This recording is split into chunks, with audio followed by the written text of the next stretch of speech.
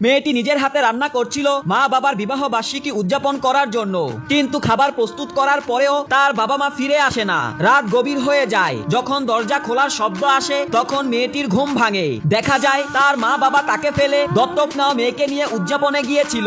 তারা মোটেও খেয়াল করে না যে মেয়েটি তাদের জন্য মন থেকে রান্না করেছে। উল্টো তাকে বলে টেবিল গুছিয়ে ফেলো। দত্তক নেওয়া বোনও তাকে ব্যঙ্গ করে কথা বলে। মেয়েটির মন ভেঙে যায়, কারণ সে তো একসময় মা বাবার সবচেয়ে আদরের মেয়ে ছিল। কিন্তু যেদিন থেকে নতুন বোন এলো সব ভালোবাসা যেন বদলে গেল। সত্যিটা জানতে চাইছিল সে। তখনই এক সাদা চুলের বৃদ্ধ লোক এসে হাজির হয়। তিনি মেয়েটিকে স্বর্গে নিয়ে যাওয়ার প্রস্তাব দেয়, এমন এক জায়গা যেখানে শুধু আনন্দ আর সুখ। কিন্তু মেয়েটি মা বাবাকে ছেড়ে যেতে পারে না, তাই সে প্রত্যাখ্যান ফিরিয়ে দেয়। বৃদ্ধ লোকটি বলে ভেবে দেখার জন্য 4 দিন সময় দিচ্ছি। পরদিন সকালে একসাথে নাস্তা করছিল। সেদিন স্কুলে প্যারেন্টস চাইল্ড কার্যক্রম ছিল।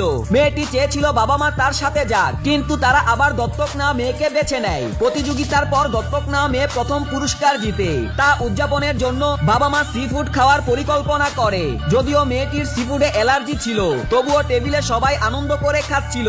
কিন্তু মেয়েটি কিছুই খায়নি। তার বাবা তাকে বকাঝকা করে, কেন খাচ্ছ না? কেউ মনে রাখেনি যে তার সি ফুডে অ্যালার্জি আছে। মা বাবার রাগ এড়াতে মেয়েটি জোর করে খেয়ে ফেলে। খাওয়ার কিছুক্ষণের মধ্যেই তারা দত্তক নেওয়া মেয়েকে শপিং করতে নিয়ে যায়। অথচ চোখের সামনে থাকা নিজের মেয়েকে একেবারে উপেক্ষা করে। মেয়েটি অসুস্থ হয়ে পড়লেও কেউ খেয়াল করে না। অবশেষে যখন হসপিটাল থেকে ফোন আসে তখন সে অজ্ঞান হয়ে পড়েছিল।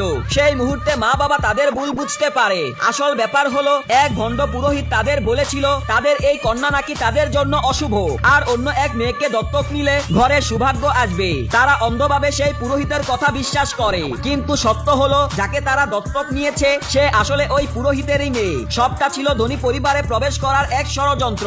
সত্যিটা প্রকাশ পেলেই মা বাবা নিজের মেয়ের কাছে ক্ষমা চায় এবং প্রতিজ্ঞা করে আর কখনো এরকমটা হবে না।